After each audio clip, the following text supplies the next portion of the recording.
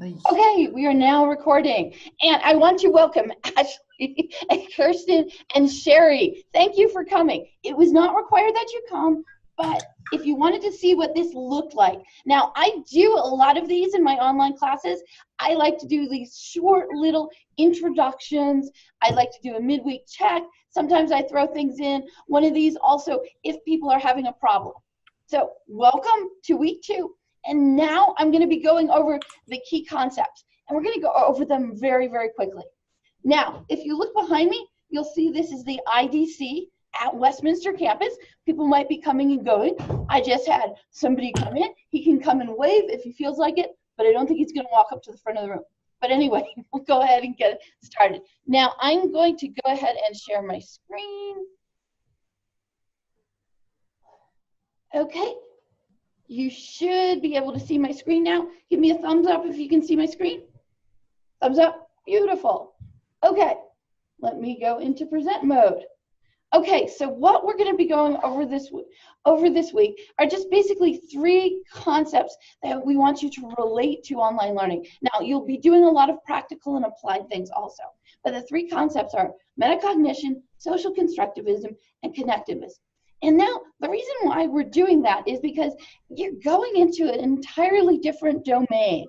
This domain is online learning, online teaching, and you might be fantastic at face-to-face teaching, which I'm looking at the people with me, and I know a few of them, and I know they are excellent at face-to-face teaching. Now, you're going to be switching over to the online domain, so you're going to have to think about how you're going to learn, how you're going to teach, and how your students are going to have to learn. So metacognition, simply put, is knowing what you don't know and knowing how you can help yourself learn. Okay, so it's really awareness of your knowledge and what you need to do. Now, metacognition usually shows up in 3 steps. You develop a plan before approaching a task, you monitor your understanding, and then you evaluate your thinking or your learning afterwards. So now, metacognition, now some of these skills, and now think about this, your difference between face-to-face and online, knowing the limits of your memory, knowing if you have to take notes, knowing if you have to highlight things, knowing are you going to even have to record things, and then self-monitoring your learning strategy. And when it comes to this, I really want you to think about, are you going to print things off when you read them? Do you read them on the screen? Do you go and use a technology tool that helps you annotate things? So these are all things about monitoring your learning strategy. Are you going to draw a concept map while you're going? Next, when it comes to learning, do you do things like, do you skim the subheadings so that you can get a mental outline before you actually start reading? All of these things are metacognition. And then there's rehearsing a skill to gain proficiency. And then there's also doing self-testing. Now, think about your online class and how your students are doing that. We'll be doing that for online. How did they do it face-to-face? But how will they do that online? Now, think about it. When it's online, you might have audio or video. Your students might be able to go back and hear things again. You know, listening to something twice. You know, listening to something twice might be a strategy your online students, start using. Because when we're doing all of this, what we're talking about is the learning. And what we're looking for is deeper learning. We're looking for learning. And it's really why things are broken up this week. We're not looking for you to go in and kind of do a drive-by, where you get in, you hurry up and do everything and then get out. You've proven that you can do it. And that's really what competency-based learning is about. But what we're really looking for this week is we're looking at social constructivism. Now, social constructivism, it has a heavy focus on what the subject is, what's the culture of the class, and collaboration. And it all is really about social interaction.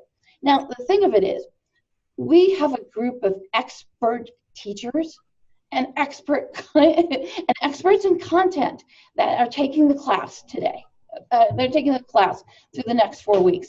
The way I'm going to teach is going to be a lot different than if I was teaching in an intro class. Oh, and that's Helga, by the way, walking back and forth. Okay, she's not photobombing me. I told her she could just go along and do whatever she normally does. But so, yes, there she is. So it's social interaction. Oops, I bounced my camera. Let me bounce it back a little bit. Okay, it's about social interaction. It's about learning peer-to-peer.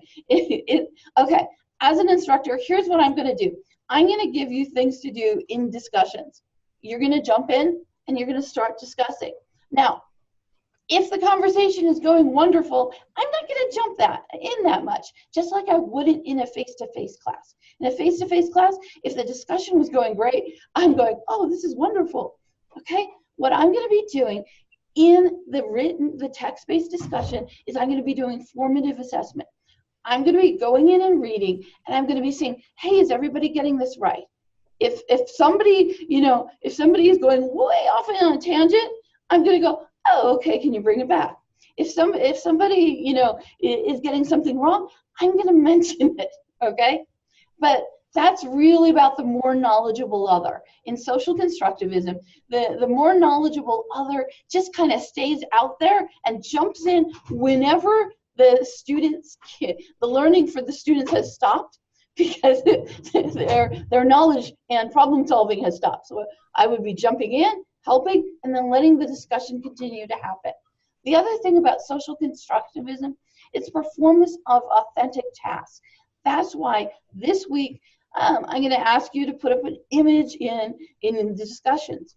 I'm hoping that's an image you can use in your online class. I'm also going to have you work on a Padlet. I'm hoping you can take that Padlet to use also in your online class.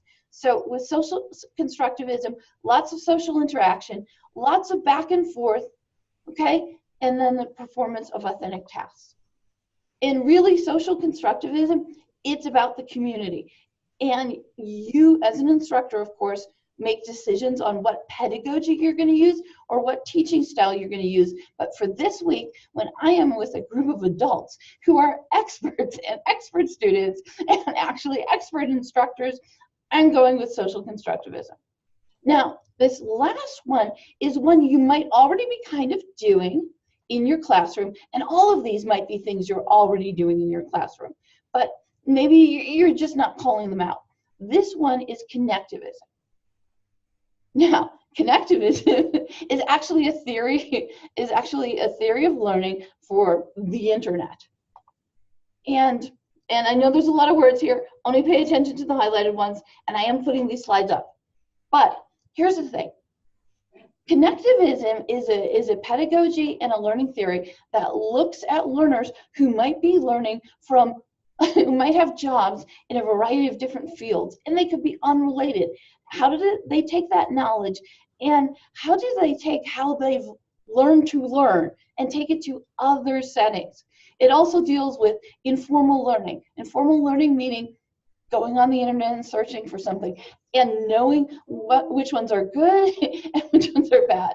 It's also that learning is a continual process, okay? It's also looking at what new technologies out there and how can they possibly help you. By the way, this is our librarian down at Westminster, and this is his first time, with Pokemon Go, okay? So connectivism is also learning and knowledge rest in a diversity of opinions, and the capacity to know more is more critical than what is currently known. So with connectivism, you're always surrounded by knowledge. You just have to figure out how to find it and how to use it. So an example of connectivism out there is something called the Open Syllabus Project. The goal there is to have 1 million different syllabi up on the internet. You can go to this project, and what I like it for is I like it to look at other people's syllabus and to see what readings they have their students doing. So that's one example. Rather than me just going, okay, this is what I teach, and just going, this is how it's going to be, I like to go out and look and see what other people are doing. Now, again, currency is the most important thing about connectivism. So I'm not saying have your students go out and Google and whatever comes up on top. It's knowing where the networks are, where the communities are, who has reliable information, who doesn't have reliable information. And I'll be closing kind of with this example. This is a conference that I was not able to go to last week. It's in Niagara Falls. Despite that fact, there was a bunch of, and about 5 or 6 different educators who were at this, who were live streaming during the conference. So although I was not able to go to that conference, those recordings of the live streams are there for me to see whenever I want. That's an example of connectivism. It was me going, I can't go to this conference. What might they be offering online? Okay, so I can follow them on Twitter, and I did. I did follow them on Twitter. But it's also that I would be able to go and see the live stream.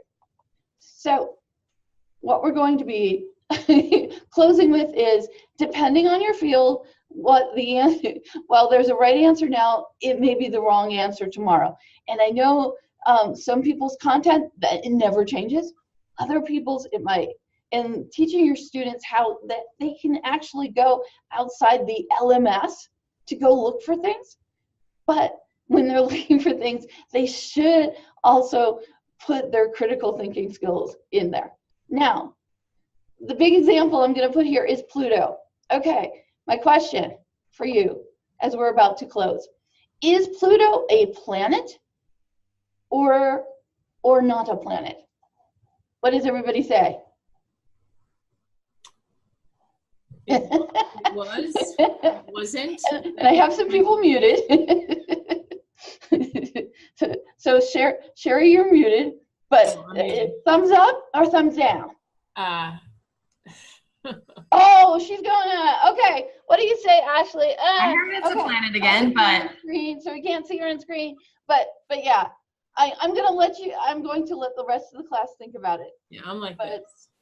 Yeah. Okay. So thank you very much for joining us, and I will be stopping this now. So bye, everybody. Bye.